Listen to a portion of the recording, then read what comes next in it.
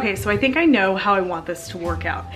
I think I want to start with the kind of the maroon and that pumpkin spicy color, this portion of the bird here. I want to start with that first. I don't want to do anything with that gray until this is done, and this is what my thinking is.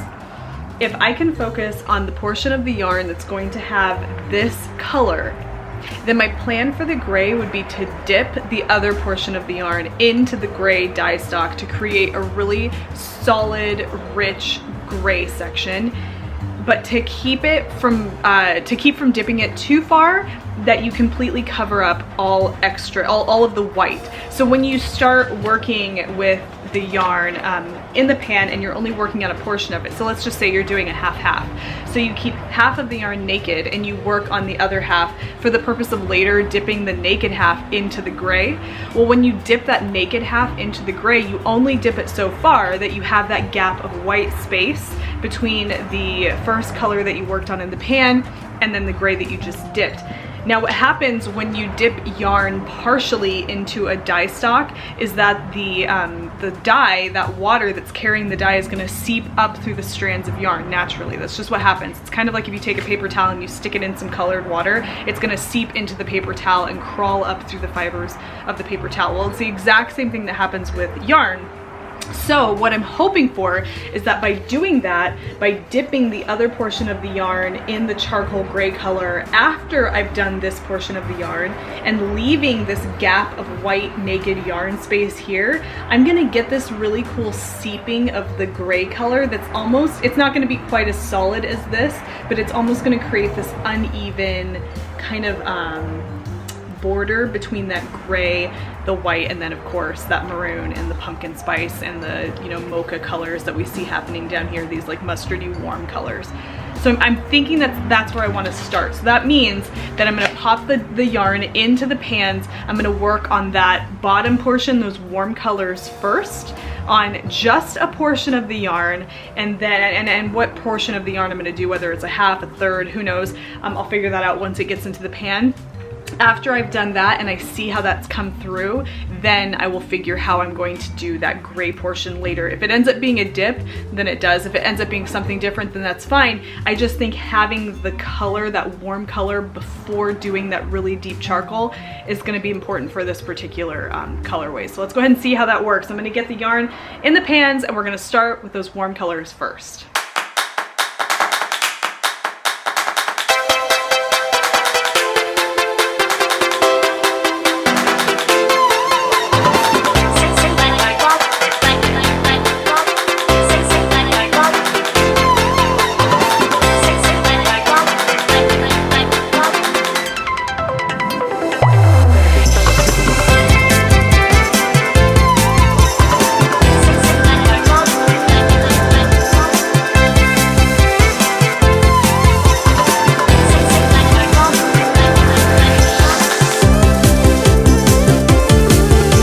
Okay, so there's a couple different ways that we can approach this. We can decide that we want to do this warm portion of the bird's feathers with liquid dye stock, pour the dye stock over the yarn, kind of a kettle dye situation. We can do it that way if we'd like. When you mix the liquid dye stock and you pour it over the yarn, the advantages to that is you get kind of a really pretty soft application of color. It's relatively even. There's definitely ways that can go south and not be very even.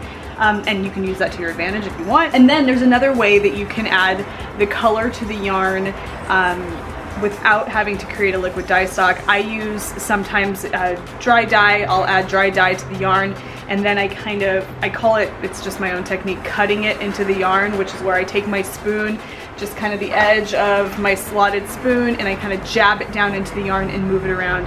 It causes it to circulate through the fibers, covering the fibers in that particular color. In my opinion, it's easier to control. I really like to have a good control over the color that's going on the yarn and not having to worry about that dye just screaming through the fibers because it's already liquid. So I think what I'm going to try to do today is stick with dry dye, a dry dye application by cutting it into the yarn like I was mentioning, maybe doing a little bit of liquid dye stock application down the road, but right now I'm just going to go ahead and stick with dry dye. So let's go ahead and get started. I want to get these warm colors added to the yarn because I really want to see how they're going to come together.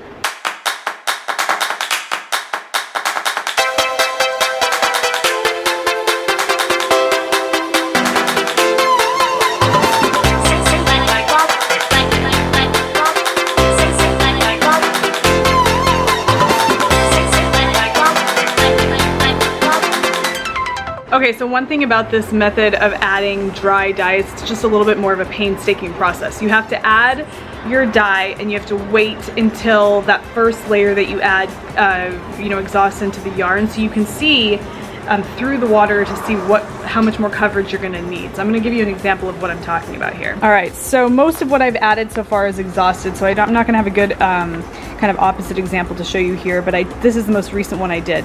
Now, when I first added the dye to the water, you're going to have not only dye that's striking the yarn, but also dye that's just kind of floating around coloring the water. So it makes it really difficult to see the depth and saturation that you've achieved on the actual yarn. So you have to let it you know, exhaust. So as I go down my row for this first batch that I'm doing here, I notice, so here you can see into the water right down there that, that the dye has begun to exhaust. I'm gonna reach in there and kind of move around some of those particles I saw down on the bottom of the pan.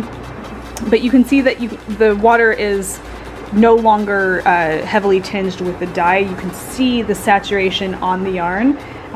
You know, same thing over here. And then this is the one that I did first, so you're definitely seeing through the water here. If I move the yarn out of the way, you can see that it's almost completely exhausted into the yarn. What I want to know is, I want to know the level of saturation. If I pull up the yarn, I can see there's definitely still white space, and I want pretty good saturation down here on the bottom, but I want to achieve it using, yeah, like right there, I want to achieve it using my dry dye and applying it the way that you've seen me apply it. So what I'm going to need to do is flip this over and add another layer, and then perhaps flip it over again and add another layer until I get the saturation level that I want. I'm also loving, I'm seeing some kind of color bleed going on over here.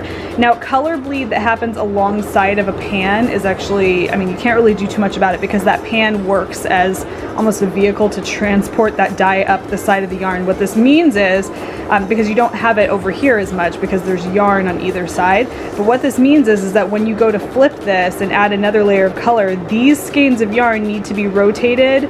Well, so they're laying like this, they need to be flopped this way, and then that way this skein is now going to be isolated in between two skeins of yarn, and you're going to get a more even coverage and not just a bunch of color bleed on this skein and nothing happening here. So these are some things that you have to consider as well when you're looking for consistency across colorways. Also something I'm paying attention to right now. But for the sake of how saturated this bottom portion is, I'm definitely going to be doing some flipping and applying more color that way, because I really want a nice, rich, deep color happening at the base of the yarn, and I'm really liking the way it's looking by adding the dry dye. So happy with that. So let's go ahead and continue. I'm going to flip these over and we're going to continue adding color.